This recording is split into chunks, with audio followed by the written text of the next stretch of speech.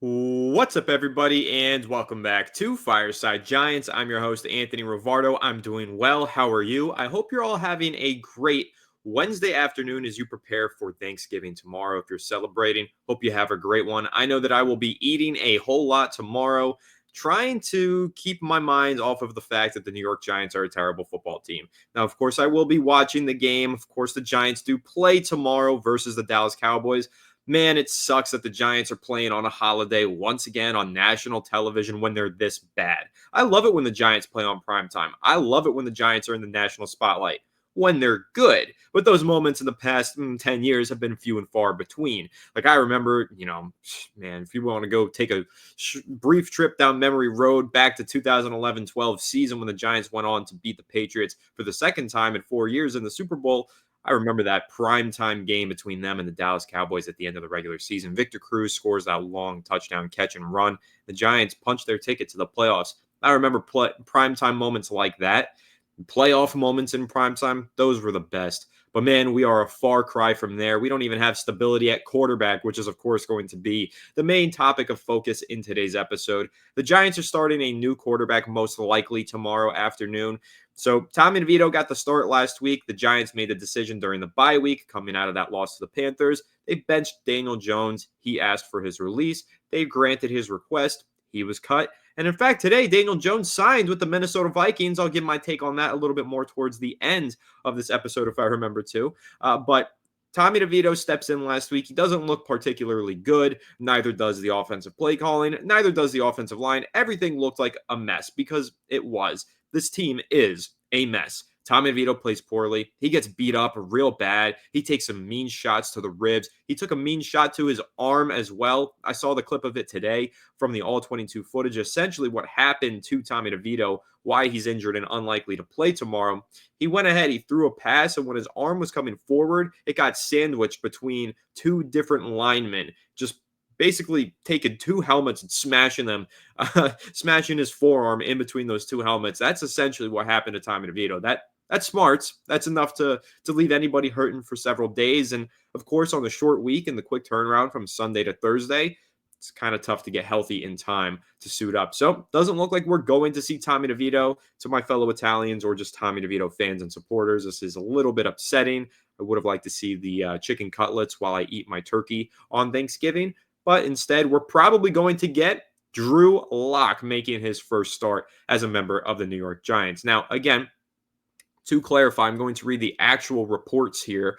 There is a chance that Tommy DeVito does play. Now, it began with Jordan Rannon saying it's a quote, it's a long shot that Tommy DeVito will be able to play Thursday, per source. That puts Drew Lock in line for a start, but the Giants say DeVito is undergoing further evaluation. Now, Mike Garafolo of NFL Network clarified and says, Tommy DeVito is listed as questionable, won't travel with the team, but is expected in Dallas later on today. The reason for the delay, per the Giants, is DeVito is undergoing further examination today ahead of tomorrow against the Cowboys. So, again, there is an outside chance that he plays, but obviously it doesn't sound like that is the likelihood. Even Adam Schefter of ESPN, who you all know, chimed in and said it looks like Giants quarterback Drew Lock on Thanksgiving versus the Dallas Cowboys. So very good chance that we get some Drew Lock tomorrow. So I'm going to go ahead and react, kind of tell you guys my thoughts and opinions, my expectations, and all of that kind of stuff, and just discuss the Giants, the state of the Giants. I think that there is a lot to dive into in the injury report and how that highlights some roster construction problems that the New York Giants have. But before I go any further and dive into it, I want to give you guys a reminder that this episode is sponsored by BetUS, the sportsbook with the fastest payouts in the industry. And of course, with tomorrow being Thanksgiving, there are 3 games to take a look at. And so there are some good opportunities to take advantage of some of the great lines on BetUS and make some good bets. So I'm going to go ahead and share my screen and take a look at these lines and discuss what I like here. And to be completely honest, it's hard to bet on the New York Giants. They're going to be underdogs every single week going forward. The Giants not being necessarily a great football team. I don't want to bet against them, though. I think that is a cardinal sin if you're a Giants fan. It might be easy to bet against them, but I won't be betting against them. I'm just going to go ahead and take a look at this Dolphins versus Packers game now. If you've been paying attention to these two teams, they have electric offenses. They can put up points in a hurry. And my thinking here is that you've got a quick turnaround from Sunday to Thursday. Both of these teams just played hard-fought games, and I think that there's going to be gassed defenses, but there is no shortage of offensive talent on the field for either of these teams. So I'm going to go ahead and just take the over on points at -110, place a small little $10 bet on that, and go ahead and see if I can make a little bit of money to go Black Friday shopping with tomorrow afternoon. So, or tomorrow evening. That's the 8:20 game. So I'm looking forward to that one. Definitely looking forward to watching some football tomorrow. Might not be looking too forward to watching the Giants probably lose, but I am looking forward to watching football. So make sure you guys go check out BetUS, the sportsbook with the fastest payouts in the industry. They have great lines. And obviously, if you use code YouTube150, you can get a deposit match up to 150% of your deposit, up to $2,000. So go ahead and check that out. BetUS, links all over the place in the description and all of that. But back into Drew Lock. Let's talk about him. Horse something Lock. You guys know where I'm going with that. I love that nickname. I think that it's absolutely hilarious, but we're going to keep it PG today. But we are going to talk about how ugly things could get for Drew Lock. Now, I don't think things are going to get ugly for the Giants because of Drew Lock. I don't think that's fair to say to him. In fact, I think that Drew Lock, you could probably argue, has more physical talent than Tommy DeVito. His arm is stronger. He's taller. He's built better. Like there's a lot going for Drew Lock. Of course, he took a few snaps in week 7, I believe it was, when Daniel Jones got benched for the fourth quarter against the Eagles. He didn't do a whole lot. He didn't throw too many passes, but he did throw a couple. He had one completion, I think, 6 yards. But he did also have the deep routes he threw a go ball to Jalen Hyatt. Hyatt reached out for it, fell on his chest, cracked a rib. A very unfortunate moment. But I did have a takeaway from that play that I explained to you guys after the game. Drew Lock threw that ball before Jalen Hyatt was ever open. He threw it with a lot of anticipation. And that was pretty much all of his throws if you go back and watch his throws. If you watch the film on the All-22 and everything. All of his attempts were anticipatory passes. He wasn't waiting for guys to break open. He wasn't throwing it to wide open receivers. And this is kind of my thing with Drew Lock, and this is why I like him. Because when you watch the way he plays, it's very risky and it's very ugly oftentimes. He has a career TD to INT ratio where the INTs weigh out the TDs. I think it's like 23 to 28 or something. So he throws more picks than he does touchdowns. But you guys know what I've been saying on this channel for the last couple of months. I miss a New York Giants quarterback who isn't afraid to throw interceptions. Like, we always talk about keeping the ball clean, protecting the football, and I get all that. That is important to keep the ball clean, limit turnovers. But at the same time, if you're not turning the ball over ever, except for when you're throwing red zone interceptions, you're limiting the turnovers in the wrong way. And what I mean by that is Daniel Jones has played good football in the past where he has limited the turnovers, cut down his fumbling problem from his rookie season. 2022, he barely threw any picks during that playoff run. He's had some games where he keeps the ball clean, but still doesn't score a touchdown, still only has 180 yards. And part of the problem for the limited yardage and the limited completions and all that, limited touchdowns, is because he's not turning the ball over and he's not throwing the ball downfield. Now, let me elephant out of the room. I get it. The Giants have a very thin margin for error. They don't really have the ability to count on their defense to make stops, and they don't have the ability to count on their offense to make plays. So everything that they do is handicapped one way or another. But what I've always said is Daniel Jones needed to be more of a risk taker. He needed to take more shots downfield. And I think we all agreed with that. I think Daniel Jones agreed with that. I think he often said in his press conferences, I need to find more ways to create explosive plays. That's always been true. One thing that Drew Lock does not struggle with is at least searching for the explosive plays. Now, he might turn the ball over, like I said, while attempting to create those explosive plays, but the attempts will be there. He will throw the ball downfield. He will send it into double coverage at times. Again, circling back to what I was saying, missing a Giants quarterback who turned the ball over. Eli Manning was a turnover machine some of the seasons of his career. I mean, I think he led the league in INTs 3 seasons, maybe 2, at least 2. Maybe 3, maybe more. I don't know. He threw a lot of picks. We all know that about Eli, but he threw a lot of touchdowns. And the example that I always bring up during the prime of the Seattle Seahawks Legion of Boom days, Giants versus Seahawks, it was a shootout. Eli threw a bunch of picks in that game, but he also threw a bunch of touchdowns. One of them being he threw it up into double coverage. Richard Sherman and Cam Chancellor, of all people, go up to bat it down. 2 legends for the Seattle Seahawks. Ball gets tipped, bounces around. Oh, one-handed catch by Victor Cruz, 75-yard touchdown. We don't get plays like that anymore for the New York Giants because we haven't had a quarterback with the balls to throw it into double coverage against Cam Chancellor and Richard Sherman. So that's kind of been my point here is when you take shots like that, when you throw the ball in the coverage like that, Yeah, you throw picks. You're going to turn the ball over at some point. That's when you play team football and you rely on your defense to make a stop. And at the same time, when you take those chances and throw it in the coverage like that, sometimes you get a bounce that goes your way, or sometimes you throw a perfect pass and it lands right into the hands of the receiver and we get touchdowns. So that's what I want. I want a quarterback who's taking those chances. I thought Tommy DeVito would step in last week and take some of those chances. He didn't really. And a lot of that had to do with poor pass protection. A lot of it had to do with bad play calling. I get all that. And Tommy DeVito also just, he's a backup. He is a former undrafted rookie. He was a practice squad quarterback for the majority of last season, was thrown into the fire. He's not who you expect to play high level starting NFL snaps. Now, Drew Lock, on the other hand, was a second round draft pick, nearly went in the first round, same year as Daniel Jones, ironically. And he's had a lot of starting opportunities. The Broncos treated him like a franchise quarterback for a couple of years. They really wanted to make him their guy. So he's got physical traits and tools and intangibles, and he's got a knack for throwing the ball deep and throwing it into coverage and tight windows. So long-winded point here. All I'm trying to say is, what is my expectation for Drew Lock? My expectation is at least attempt to, or maybe not expectation, because I really don't expect anything of this team anymore. What is my desire for Drew Lock? At least take some shots. Attempt to throw the ball into some of those tight windows. Throw it into coverage. Throw it up for grabs. Let Malik Neighbors make a play. Screw it. Let Jalen Hyatt try and make a play. Let's figure out what we got in the guy, because right now we don't even see him get any opportunities. So we all think maybe he sucks. Maybe he's just used wrong. Let's find out. Drew Lock, go out there, rip the ball in the coverage, play like you're not afraid, like you've got nothing to lose, because you don't, and throw the ball into coverage. That's what I'm hoping for if we do indeed see Drew Lock tomorrow afternoon on Thanksgiving. Again, the Giants are dealing with a lot of injuries. Jermaine Illuminor is already ruled out with his quad injury. Evan Neal is questionable. He was limited in practice again on Wednesday in the projected practice. He's dealing with a hip injury, so the Giants could potentially be starting Josh Azidu and Chris Hubbard at left and right tackle. Not very good. Actually, rather scary if you're the quarterback.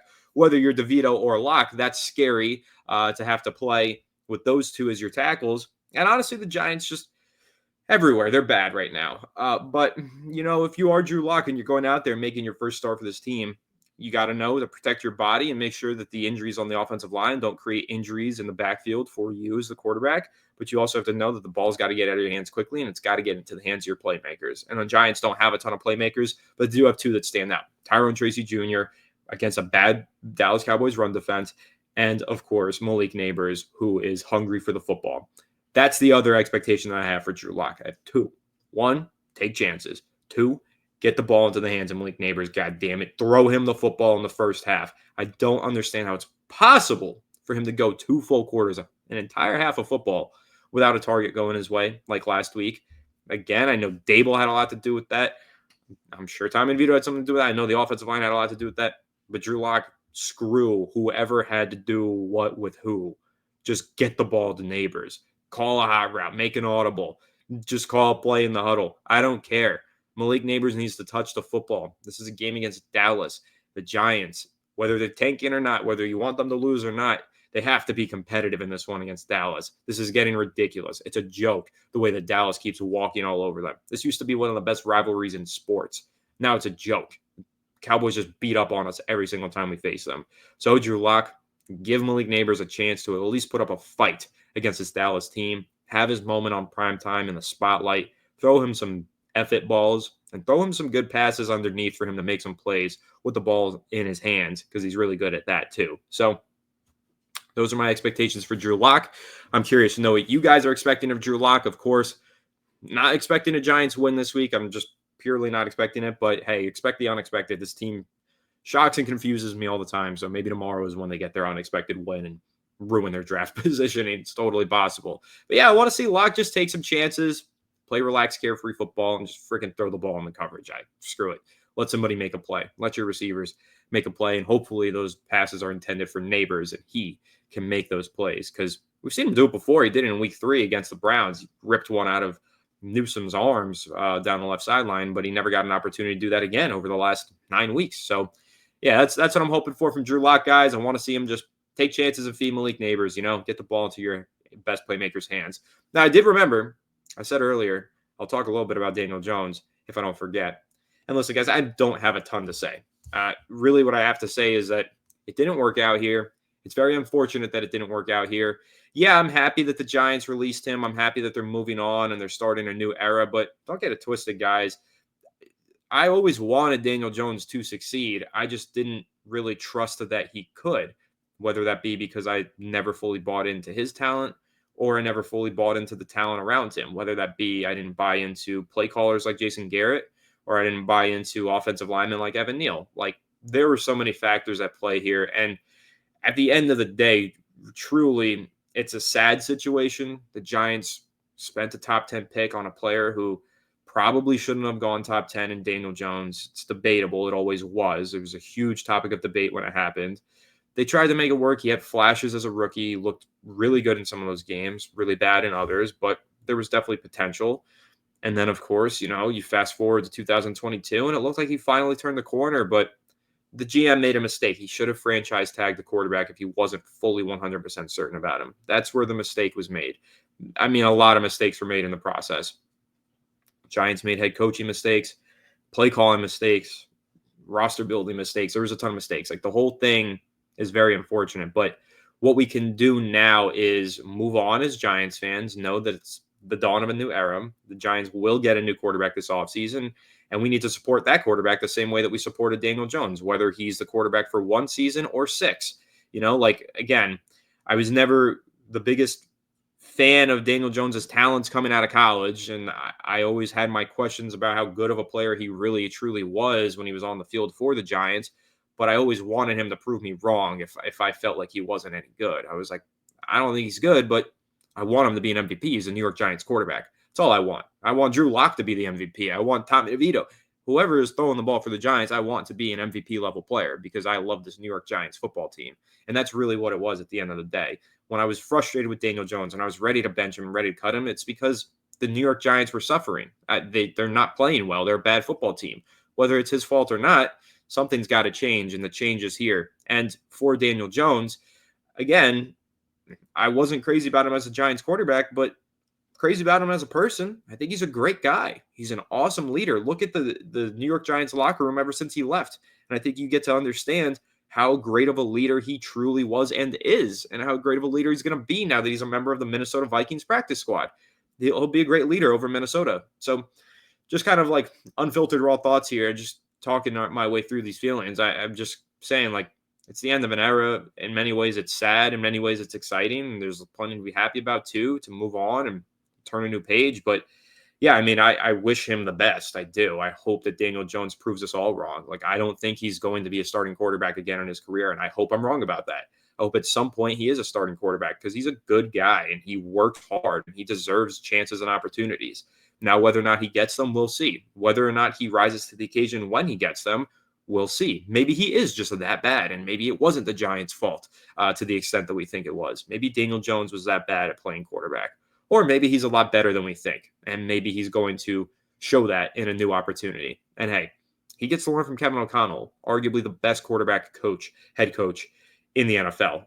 We saw what he's done with Sam Darnold this season, and obviously I have high expectations for JJ McCarthy from, he's going to have time to learn from Kevin O'Connell and then see what he becomes. I think that's exciting for McCarthy. And I wonder what Daniel Jones's role will be in, the Darnold, McCarthy, and now Jones saga. It's going to be interesting, but this is a great opportunity for Daniel Jones. And I do wish him all the best. That's really all I have to say on it. If you wanted my opinions on Daniel Jones to the Vikings, I don't think we're going to see him play anytime soon, unless Darnold gets injured.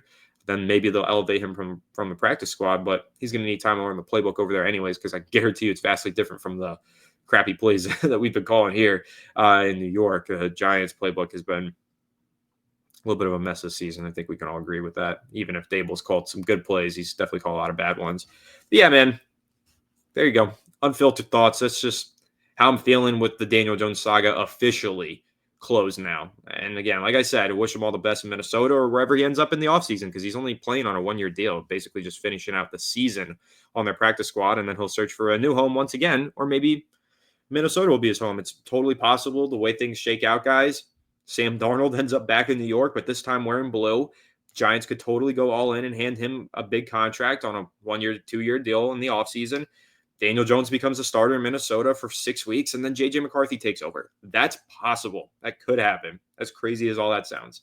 Now I'm just kind of theorizing BSing, but hey, whatever. It's the holidays. Let loose, I don't know, but we'll see what happens with Daniel Jones again. Wish him the best, but I don't really have anything else to say. Not much more to say on him. It's just kind of like goodbye, and I hope you have the best of time in Minnesota. It's gonna be cold as hell up there for you. But meanwhile, the Giants have another crucial game. They're all crucial. Like I said yesterday, and I saw some of you agree with me in the comments. You can't finish a season on a 12-game losing streak and expect to keep your job. So Brian Daboll is coaching for his job, whether you guys believe that they're tanking or not. Even if they're tanking, John Mayer is not going to let the coach keep his job after 12 straight losses to finish the year. It's not going to happen. Joe Shane is not going to keep his job if the Giants lose 12 games in a row and then the season ends. So at some point or another, they got to win some of these games, and this is a winnable one. So if they don't win now, I don't know when. And then again, jobs are going to be lost. Giants right now are picking number 2 in the draft according to Tankathon, number 1 in the draft according to Tom Pelissero of NFL Network. So we'll see where they land. And again, they're doing a lot of scouting on Shadir Sanders. So we'll see if that's the guy or if it's Cam Lord, whoever. It's going to be a long and interesting offseason, that's for sure. I mean, it pretty much already is right now. This feels like a long and interesting offseason has already began. So we'll see how it goes. But that's pretty much all I got for you guys. Again, happy Thanksgiving. Hope you have an incredible time. Tell me what you're thankful for down below in the comment section. I'm thankful for my life. I'm thankful for my family. I'm thankful for my friends. And I'm thankful for all of you who subscribe to Fireside Giants, comment every day, like the videos, just watch the videos, listen on the audio, all of it. I'm thankful for you guys. I'm thankful for the New York Giants, even if they make me want to pull my hair out on a week-to-week basis. But yeah, make sure to leave a like if you enjoyed. Subscribe to the channel if you're new. Ring the bell so you don't miss an episode. Comment your thoughts down below. If you listen on Apple or Spotify, make sure to leave us a 5-star review. Go ahead and follow us on all of our social media channels at Fireside Giants. And make sure to go check out BetUS, the sports book with the fastest payouts in the industry. We'll catch you on the next one. Have a good one, and let's go Giants.